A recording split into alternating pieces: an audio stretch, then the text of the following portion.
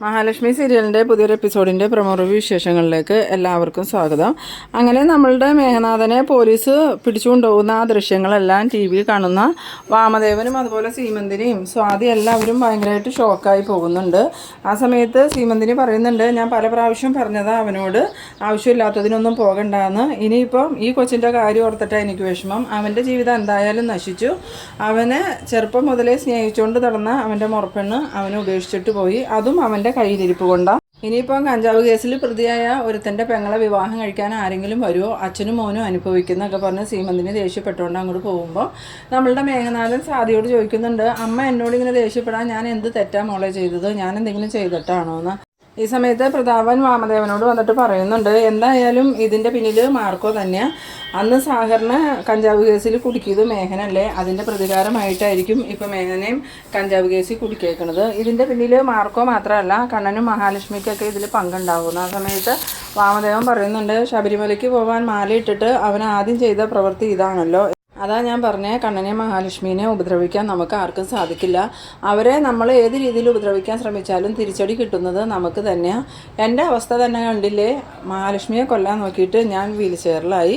അതുപോലെ തന്നെ സാഗറിനെ കഞ്ചാവ് കേസിൽ കുടുക്കിയ മേഘനും ഇപ്പം അതേ കേസിൽ അറസ്റ്റിലായി. മേഘനക്ക് ജാമ്യം കിട്ടാനും സാധ്യതയില്ല. അവൻ കൊണ്ടുപോയേക്കണ കഞ്ചാവിന് അളവ് കൂടുതലുള്ളതുകൊണ്ട് അവൻ ജയിലിൽ കിടക്കേണ്ടി വരും. ആ സമയത്ത് പ്രതാപൻ പറയുന്നുണ്ട്, ഇനിയിപ്പോൾ എന്തായാലും ആ കണ്ണനെ മഹാലക്ഷ്മീനെ നമ്മൾ വെറുതെ വിടരുതെന്ന്. ആ സമയം നമ്മളുടെ വാമദേവൻ അത് കേൾക്കുമ്പോൾ തന്നെ ഒരു ഭയമൊക്കെ ആവുന്നുണ്ട്. വാമദേവൻ പറയുന്നുണ്ട്, ഇനി ഞാൻ ഒന്നിനുമില്ല പ്രതാപ, എന്തായാലും കണ്ണനെ മഹാലക്ഷ്മീനെയും പല പ്രാവശ്യം ഉപദ്രവിക്കാൻ നോക്കി, അതിലെല്ലാം നമ്മൾ പരാജയപ്പെട്ടു. അവളെ കണ്ട് ദൈവിക ശക്തിയുള്ള പെണ്ണ, അതുകൊണ്ടാണ് നമുക്കവരെ ഒന്നും ചെയ്യാൻ പറ്റാത്തത്. അതുകൊണ്ട് ഇനി ഒരു കാര്യത്തിലും ഞാൻ അവരെ ഉപദ്രവിക്കാൻ പോവില്ല എന്ന്. എന്തായാലും താനും ഇനി അവരെ ഉപദ്രവിക്കാനൊന്നും പോകണ്ടെന്ന്. അത് കേട്ടിട്ട് പ്രതാപൻ വാമദേവനോടൊന്നും പറയുന്നില്ലെങ്കിലും മനസ്സിലിങ്ങനെ ചിന്തിക്കുന്നുണ്ട്, എന്തൊക്കെ സംഭവിച്ചാലും ഇനിയിപ്പോൾ എൻ്റെ ജീവൻ പോയാലും വേണ്ടില്ല, മഹാലക്ഷ്മിയെ അടുപ്പിൽ വച്ച് കത്തിച്ചിട്ട് ഞാൻ പിന്മാറുള്ളൂ. അതുവരെയും ഞാൻ എൻ്റെ ഈ യുദ്ധം തുടർന്നുകൊണ്ടിരിക്കുമെന്ന്. ആ സമയത്ത് വാമദേവൻ ചോദിക്കുന്നുണ്ട്, എന്താടാ പ്രതാപ താൻ ആലോചിച്ചുകൊണ്ടിരിക്കണേന്ന്.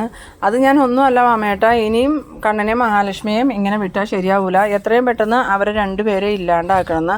ആ സമയം വാമദേവൻ പറയുന്നുണ്ട്, ഇത്രയൊക്കെ കൊണ്ട് നീ പഠിച്ചില്ലേ പ്രതാപ, ഇപ്പം തന്നെ മഹാലക്ഷ്മിയെയും കണ്ണനെയും കൊല്ലാൻ നോക്കിയിട്ട് ആ വിഷപ്പായസം കുടിച്ച് കർണയുടെ കുഞ്ഞു പോയി. ഇപ്പം മേഘനാഥനാണെങ്കിൽ കഞ്ചാവ് കേസിൽ ജയിലിലായി. എന്തായാലും ഇനി അവന് ജാമ്യം കിട്ടാനൊന്നും സാധ്യതയില്ല. സാഗറിനെ കേസിൽ കുടുക്കിയപ്പം കഞ്ചാവിൻ്റെ അളവ് കുറവാണ്, ഇതുകൊണ്ട് അവനക്ക് ജാമ്യം കിട്ടുക.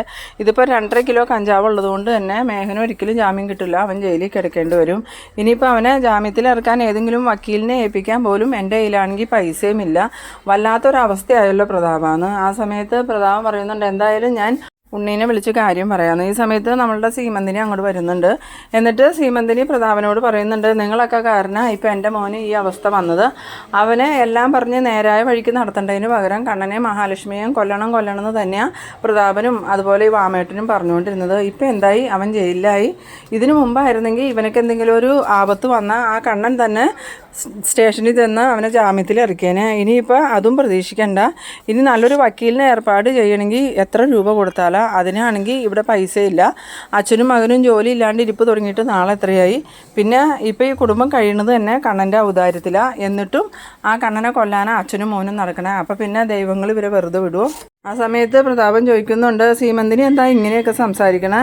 എല്ലാവരും ആഗ്രഹിച്ചതല്ലേ കണ്ണൻ്റെ സ്വത്തുക്കൾ, അതുകൊണ്ടല്ലേ ഇങ്ങനെയൊക്കെ ചെയ്തത്, അല്ലാതെ വാമേട്ടനക്കും മേഘനും വേണ്ടി മാത്രമല്ലല്ലോ, നിങ്ങൾക്കും കൂടി വേണ്ടിയിട്ടല്ലേ മേഘൻ ഇങ്ങനെയൊക്കെ ചെയ്യണേന്ന്. ആ സമയത്ത് സീമന്തിനി പറയുന്നുണ്ട്, അതിന് ഞാൻ പല പ്രാവശ്യം അച്ഛനോടും മോനോടും പറഞ്ഞതാ, നിങ്ങളുടെ വാക്കും കേട്ട് ആവശ്യമില്ലാത്തതിന് പുറപ്പെടണ്ടാന്ന്. ഇപ്പം എന്തായി, ഇനി ജാമ്യത്തിൽ ഇറക്കാൻ പോലും ആരും ഉണ്ടാവില്ലാന്ന്. പിന്നീട് നമ്മളുടെ പ്രതാപനാണെങ്കിൽ ഉണ്ണിക്ക് ഫോൺ ചെയ്യുന്നുണ്ട്. ഫോൺ എടുത്തതും ഉണ്ണി എന്താ വെച്ചാന്ന് ചോദിക്കുമ്പം ഉണ്ണി വിവരങ്ങൾ അറിഞ്ഞില്ലേന്ന് ചോദിക്കുന്നു. അപ്പോൾ ഉണ്ണിയാണെങ്കിൽ കാര്യങ്ങളൊന്നും അറിയാത്തതുകൊണ്ട് തന്നെ എന്താ വെച്ചാൽ കാര്യം, കരുണയ്ക്ക് എന്തെങ്കിലും പ്രശ്നമുണ്ടോ എന്ന് ചോദിക്കുമ്പം കരുണയ്ക്കല്ല പ്രശ്നം, ഇപ്പം മേഘനാഥനെ കഞ്ചാവ് കേസിൽ പോലീസ് അറസ്റ്റ് ചെയ്തു. ആ ടി വിയിൽ ന്യൂസൊക്കെ വന്നിട്ടുണ്ടായിരുന്നു, നീ കണ്ടില്ലേ എന്ന് ചോദിക്കുമ്പം ഇല്ല, ഞാൻ പുറത്താണ്, അതുകൊണ്ട് ഞാൻ ടി വിയിലെ ന്യൂസൊന്നും കണ്ടില്ല. ഞങ്ങൾ ന്യൂസിൽ കണ്ടു മേഘനെ കഞ്ചാവുമായിട്ട് പോലീസ് അറസ്റ്റ് ചെയ്ത് കൊണ്ടുപോകുന്നതൊക്കെയും ലൈവായിട്ട് ടി വിയിലുണ്ടായിരുന്നു. ഇനിയിപ്പോൾ മേഘനെ എങ്ങനെ ജാമ്യത്തിലിറക്കും? ആ സമയത്ത് ഉണ്ണി ചോദിക്കുന്നുണ്ട്, ഇനിയിപ്പോൾ മേഘേട്ടന് ഇതിൻ്റെ ഒരു കുറവും കൂടി ഉണ്ടായിരുന്നുള്ളൂ, അല്ലെങ്കിൽ തന്നെ ഒരു കാമുകിയും കുഞ്ഞും ഉണ്ടെന്ന് പറഞ്ഞ് കേസിൽപ്പെട്ട് അതിന് ചെലവിന് കൊടുത്തുകൊണ്ടിരിക്കുക, അതിൻ്റെ കൂടെ കഞ്ചാവ് കച്ചവടത്തിനും പോയോ മേഘേട്ടൻ എന്ന് ചോദിക്കുമ്പം പ്രതാപൻ പറയുന്നുണ്ട്, നീ എന്തൊക്കെയാണ് ഉണ്ണി പറയണേ? അന്ന് മേഘൻ ആ സാഗറിനെ കഞ്ചാവ് കേസിൽ കുടുക്കിയില്ലേ, അതിന് പ്രതികാരമായിട്ട് മാർക്കോ മേഘനെ കേസിൽ കുടുക്കിയതാ. എത്രയും പെട്ടെന്ന് മേഘനെ ജാമ്യത്തിൽ ഇറക്കാനുള്ള ഏർപ്പാട് ചെയ്യണമെന്ന്. ആ സമയത്ത് ഉണ്ണി പറയുന്നുണ്ട്, ഇത്രയും കഞ്ചാവ് ഉണ്ടെങ്കിൽ ഒരിക്കലും ജാമ്യം കിട്ടൂല, മേഘേട്ടൻ ജയിലിൽ കിടക്കേണ്ടി വരുമെന്ന്. പിന്നീട് കാണിക്കുന്നത് നമ്മളുടെ മേഘൻ ലോക്കപ്പിൽ നിൽക്കുകയാണ്. ആ സമയത്ത് മാർക്കോ അങ്ങോട്ട് വരുന്നുണ്ട്. മാർക്കോയെ കണ്ടതും മേഘനാഥനക്കാണെങ്കിൽ മാർക്കോയെ കൊല്ലാനുള്ള ദേഷ്യം വരുന്നുണ്ട്. എന്നിട്ട് മാർക്കോ വന്നിട്ട്, എങ്ങനെയുണ്ടാ മേഘ, മറ്റുള്ളവരെ കള്ളക്കേസിൽ കുടുക്കി ജയിലിലിടുമ്പോൾ നിനക്ക് വിഷമമൊന്നും ഉണ്ടാവാറില്ലല്ലോ, ഇപ്പം നിനക്ക് വിഷമം ഉണ്ടോ എന്ന് ചോദിക്കുന്നു. ആ സമയത്ത് മേഘം പറയുന്നുണ്ട്, ഇത് മനഃപൂർവ്വം നീ എന്നെ കുടുക്കിയതാന്നൊക്കെ എനിക്കറിയാം, എന്തായാലും ഞാനിനി ജയിലിൽ പോകേണ്ടി വരും, പിന്നെ ആളുകൾ എന്നെ ഒരു ജയിൽ പുള്ളിയായിട്ടേ കാണുള്ളൂ, അതുകൊണ്ട് തന്നെ എനിക്കിനി എന്തും ചെയ്യാനുള്ള ഒരു മനസ്സുണ്ടാവും, അതുകൊണ്ട് നീ നോക്കിയിരുന്നോ, നിന്നെ ഞാൻ വെറുതെ വിടില്ല. അതുപോലെ തന്നെ എന്നെ ഈ കേസിൽ കൊടുക്കാൻ കൂട്ടുനിന്ന കണ്ണനെയും മഹാലക്ഷ്മിയെയും ഞാൻ ജീവിക്കാനും അനുവദിക്കില്ല. ആ സമയത്ത് മാർക്കോ പറയുന്നുണ്ട്, കണ്ണൻ സാറിനെയും മഹാലക്ഷ്മിനെയും നീ എന്തെങ്കിലും ചെയ്യണമെങ്കിൽ അതിന് മുമ്പായിട്ട് നീ എന്നെ കൊന്നിരിക്കണം, അല്ലാതെ ഞാൻ ജീവനോടെ ഇരിക്കുമ്പോൾ കണ്ണൻ സാറിനെയും മഹാലക്ഷ്മിനെയും നിനക്ക് തൊടാൻ പോലും പറ്റില്ല എന്ന്. അത് കേട്ടതും നമ്മളുടെ മേഘന് മനസ്സിലാവുന്നുണ്ട് കണ്ണനും മഹാലക്ഷ്മിക്കും വേണ്ടി മാർക്കോ എന്ത് ചെയ്യാനും മടിക്കില്ല എന്ന്. പിന്നീട് മാർക്കോ ചോദിക്കുന്നുണ്ട്, നീയല്ലേ സാഗറിൻ്റെ കാറിൽ കഞ്ചാവ് വെച്ച് അവനെ കഞ്ചാവ് കേസിൽ കുടുക്കിയത്, അതിൻ്റെ പ്രതികാരമായിട്ടാണ് നിനക്ക് ഇങ്ങനെ തന്നെ ഒരു പണി ഞാൻ തന്നതെന്ന്. അത് കേട്ടതും മാർക്കോ പറയുന്നുണ്ട്, നിന്നെ ഞാൻ ശരിയാക്കി തരാടാന്ന്. ആ സമയത്ത് മാർക്കോ പറയുന്നുണ്ട്, നിനക്ക് ഓരോ തിരിച്ചടികൾ കിട്ടിയിട്ടും നീ അതിൽ നിന്ന് പിന്മാറുന്നില്ലെങ്കിൽ ഇനി നിനക്ക് കിട്ടാൻ പോകുന്ന തിരിച്ചടി നീ ഒരിക്കലും പ്രതീക്ഷിക്കാത്ത രീതിയിലായിരിക്കും. ഇപ്പം തന്നെ കണ്ടില്ലേ, നിൻ്റെ അച്ഛൻ വീൽ ചെയറിലായി, അതുപോലെ മഹാലക്ഷ്മിനെയും കണ്ണൻ സാറിനെയും പായസത്തിൽ വിഷം ചേർത്ത് കൊല്ലാൻ നോക്കിയ കരുണയ്ക്ക് കുഞ്ഞും നഷ്ടപ്പെട്ടു. അതുകൊണ്ട് ഇനിയെങ്കിലും കണ്ണൻ സാറിനെയും മഹാലക്ഷ്മിനെയും ജീവിക്കാൻ വിട്ടിട്ട് നീ നിൻ്റെ കാര്യം നോക്കി നടക്കുവാണെങ്കിൽ അതാ നിനക്ക് നല്ലത്, അല്ലെങ്കിൽ പിന്നെ നീ ജീവനോടെ ഇവിടെ ഉണ്ടാവില്ല എന്ന്. പിന്നീട് കാണിക്കുന്നത് നമ്മളുടെ ദുർഗേനെ ഉണ്ണീനെയാണ്. കണ്ണനും മഹാലക്ഷ്മി ഇങ്ങനെ വെളിയിലോട്ട് വരുന്ന സമയത്ത് ദുർഗ ചെന്നിട്ട് ചോദിക്കുന്നുണ്ട്, മേഘനെ കഞ്ചാവ് കേസിൽ കുടുക്കിയപ്പോൾ നിനക്ക് സമാധാനം ആയോടാന്ന്. ആ സമയത്ത് കണ്ണൻ പറയുന്നുണ്ട്, മേഘനെ കഞ്ചാവ് കേസിൽ കുടുക്കിയത് ഞാനാന്ന് അമ്മയോട് ആരാ പറഞ്ഞ, നീ അല്ലാതെ പിന്നെ ആര് ചെയ്യാനാ, എന്തായാലും അവനെ കേസിൽ കുടുക്കിയിരിക്കുന്നത് ആ മാർക്കോയാ, മാർക്കോ കേസിൽ കൊടുക്കുമ്പോൾ എന്തായാലും നിൻ്റെയും ഇവളുടെയും സമ്മതത്തോടു കൂടിയേ ചെയ്യുള്ളൂ, അല്ലാതെ നിങ്ങളറിയാതെ അവനൊന്നും ചെയ്യില്ല എന്ന്. ആ സമയത്ത് കണ്ണൻ പറയുന്നുണ്ട്, അമ്മയുടെ മോളല്ലേ മഞ്ജുവിൻ്റെ ഭർത്താവിനെ കഞ്ചാവ് കേസിൽ കുടുക്കിയത് ഈ മേഘന, തോമസ് സാറിൻ്റെ കാറിൽ കഞ്ചാവ് കൊടുന്ന് വെച്ചതും മേഘൻ്റെ ആൾക്കാരാണ്, അതുകൊണ്ട് തന്നെ മാർക്കോ അതിന് തിരിച്ചടിയായിട്ട് ഇങ്ങനെ ചെയ്തതിൽ ഒരു കുഴപ്പമില്ല, അങ്ങനെ ചെയ്തെങ്കിൽ അവൻ മാർക്കോയെ വെറുതെ വിടില്ല എന്നൊക്കെ ദുർഗ പറയുമ്പം കണ്ണൻ പറയുന്നുണ്ട്, നിങ്ങളൊരമ്മയാണോ, ഇതുപോലൊരു അമ്മയെ ഞാൻ എൻ്റെ ജീവിതത്തിൽ കണ്ടിട്ടില്ല, മേഘൻ്റെ എല്ലാ കൊള്ളരുതായ്മകളും മനസ്സിലാക്കിയിട്ടും ഇപ്പോഴും ആ മേഘനെ ന്യായീകരിക്കുന്ന നിങ്ങളെ ഒരമ്മയെന്ന് വിളിക്കാൻ പോലും പറ്റില്ല.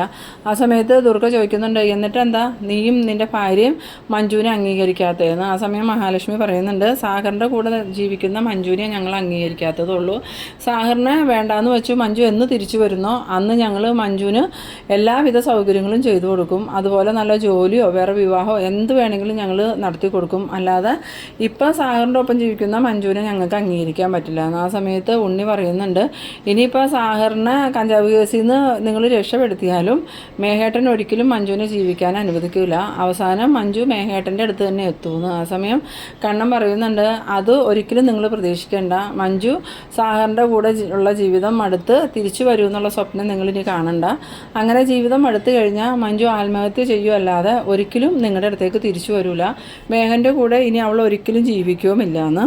അത് കേട്ടതും ദുർഗയ്ക്കും ഉണ്ണിക്കും ഭയങ്കര ദേഷ്യം വരുന്നുണ്ട്. ആ സമയം കണ്ണൻ പറയുന്നുണ്ട്, എന്തായാലും അമ്മയുടെ അനന്തരവൻ ഇപ്പോൾ സ്റ്റേഷനിൽ ലോക്കപ്പിലാണ് ഉള്ളത്, എത്രയും പെട്ടെന്നൊരു വക്കീലിനെ ഏർപ്പാട് ചെയ്ത് ജാമ്യത്തിൽ ഇറക്കാൻ നോക്കുന്നു. ആ സമയം ഉണ്ണി പറയുന്നുണ്ട്, അതിന് ജാമ്യം കിട്ടൂലാത്ത രീതിയിലല്ലേ നിങ്ങളെല്ലാവരും കൂടി മേഘേട്ടനെ പൂട്ടിയത്, അളവിൽ കൂടുതൽ കഞ്ചാവ് ഉള്ളതുകൊണ്ട് ഒരിക്കലും സ്റ്റേഷൻ ജാമ്യം കിട്ടൂല എന്ന്. പിന്നീട് കാണിക്കുന്നത് നമ്മളുടെ മാർക്കോയും ലോപ്പസും കൂടി കടകളിലെയൊക്കെ CCTV ചെക്ക് ചെയ്യുന്ന സമയത്ത് നമ്മളുടെ ആ തോമസ് ഡോക്ടറുടെ കാറിൽ കഞ്ചാവ് കൊണ്ടുവന്ന് വയ്ക്കണ ആ ഒരു ദൃശ്യങ്ങൾ കാണുന്നുണ്ട്. അതിൽ കഞ്ചാവ് കൊണ്ടുവന്ന് വയ്ക്കണ ആ ഒരാളെ നമ്മളുടെ മാർക്കോയ്ക്കൊക്കെ പരിചയമുള്ളത് തന്നെയാണ്. എന്തായാലും ഇവനെ എത്രയും പെട്ടെന്ന് പൊക്കണം എന്നും പറഞ്ഞ് മാർക്കോയും ലോപ്പസും കൂടി പോകുന്നുണ്ട്. പിന്നീട് അവരിവനെ തേടി പോണ സമയത്ത് റോഡ് സൈഡിൽ ഇയാളിങ്ങനെ നിൽക്കണ കാണുന്നുണ്ട്. അയാളെ കണ്ടതും മാർക്കോ വേഗം തന്നെ വണ്ടി നിർത്തിയിട്ട് അവൻ്റെ അടുത്തേക്ക് ചെല്ലുമ്പം മാർക്കോയെ കണ്ടതും അയാൾ ജീവനും കൈപ്പിടിച്ച് ഓടുന്നുണ്ട്. പിന്നീട് കാണിക്കുന്നത് നമ്മളുടെ മഞ്ജു ആണെങ്കിൽ സ്റ്റേഷനിലേക്ക് ചെല്ലുന്നുണ്ട്. ലോക്കപ്പിൽ കിടക്കണ മേഘനാഥനെ നേരിട്ട് കാണാനുള്ള വരവാണ്. മേഘനാഥൻ മഞ്ജു പറഞ്ഞ കണ്ടതും എന്ത് ചെയ്യണമെന്ന് അറിയാതെ ഇങ്ങനെ ദേഷ്യം ഉള്ളിൽ അടക്കി ഇങ്ങനെ നിൽക്കുന്നുണ്ട്. എന്നിട്ട് മഞ്ജു വന്നിട്ട് ചോദിക്കുന്നുണ്ട്, ഇപ്പോൾ എങ്ങനെയുണ്ടാ മേഘ, എൻ്റെ സാഹറേട്ടനെ നീ കഞ്ചാവ് കേസിൽ കുടുക്കി ലോക്കപ്പിൽ ഇട്ടില്ലേ, അതിന് പ്രതികാരമായിട്ടാണ് ഇപ്പം മാർക്കോയൊക്കെ ചേർന്ന് നിന്നെ തിരിച്ച് കേസിൽ പെടുത്തിയേക്കണേ. എന്തായാലും നീ ഇനി ഈ കേസിൽ നിന്ന് രക്ഷപ്പെടുന്ന പ്രശ്നമില്ല, നിനക്ക് കുറേ കാലം ജയിലിൽ കിടക്കേണ്ടി വരും. ഇപ്പം മനസ്സിലായില്ലേ, ഞങ്ങൾ ഉപദ്രവിക്കാൻ നടന്നാൽ ഞങ്ങൾക്ക് ചോദിക്കാനും പറയാനും ആളുണ്ടെന്ന്. ആ സമയത്ത് മേഘം ചോദിക്കുന്നുണ്ട്, നീ ആരെ കണ്ടിട്ടാടി ഇങ്ങനെ തുള്ളണേ, ആ മാർക്കോയെ കണ്ടിട്ടാണോ? എന്തായാലും ഞാൻ മരണം വരെ ജയിലിൽ കിടക്കുകയൊന്നുമില്ല, കുറച്ച് കഴിയുമ്പോൾ എനിക്ക് പുറത്തിറങ്ങാൻ പറ്റും, അതുവരെ അവനൊക്കെ ആയുസ് ഉണ്ടാവുള്ളൂ. അതുപോലെ നിൻ്റെ ആ സാഹറിനും രണ്ടെണ്ണത്തിനെയും ഞാൻ തീർത്ത് കളയും. പിന്നെ നിനക്ക് ആരും സഹായത്തിനില്ലാതെ നീ എൻ്റെ കാൽച്ചുവട്ടിൽ തന്നെ വരുമെന്ന്. ആ സമയത്ത് മഞ്ജു പറയുന്നുണ്ട്, എനിക്ക് ആരും ഇല്ലാണ്ടായാലും എൻ്റെ കണ്ണേട്ടനും ഇടത്തി ഉണ്ടാവും. ഈ നിമിഷം ഞാൻ കണ്ണേട്ടൻ്റെ ഇടത്തിയുടെ അടുത്തേക്ക് ചെന്നാലും അവരെന്നെ രണ്ട് കൈ നീട്ടി സ്വീകരിക്കും. അവർക്ക് എന്നോട് ഒരു ദേഷ്യമില്ല, ആകെയുള്ള ദേഷ്യം ആ സാഗറിനെ വിവാഹം കഴിച്ചത് മാത്രം. ഇതിനു മുമ്പ് നിന്നെ വിവാഹം കഴിക്കരുതെന്നും കണ്ണേട്ടനും ഇടത്തിയും പറഞ്ഞതാ, അവരുടെ വാക്ക് ഞാൻ അന്ന് കേട്ടില്ല. അതുകൊണ്ടാണ് എനിക്ക് നിന്നെപ്പോലെ ഒരു ചതീൻ്റെ ഭാര്യ ആവേണ്ട വന്നേന്ന്. അത് കേട്ടതും മേഘനാഥനാണെങ്കിൽ ഇങ്ങനെ ആകെ ദേഷ്യം കയറുന്നുണ്ടെങ്കിലും തിരിച്ചൊന്നും പറയാതെ ഇങ്ങനെ നിൽക്കണ ആ ഒരു ഇതിലാണ് ഈ എപ്പിസോഡ് അവസാനിക്കുന്നത്. അപ്പോൾ നിങ്ങളെൻ്റെ വീഡിയോ ആദ്യമായി കാണുന്നവരാണെങ്കിൽ ചാനലൊന്ന് സബ്സ്ക്രൈബ് ചെയ്യാനും ഇഷ്ടമായ ലൈക്ക് ചെയ്യാനും ഷെയർ ചെയ്യാനും മറക്കരുത്. അപ്പോൾ അടുത്തൊരു എപ്പിസോഡുമായി നമുക്ക് വീണ്ടും കാണാം. അതുവരേക്കും ബൈ ബൈ.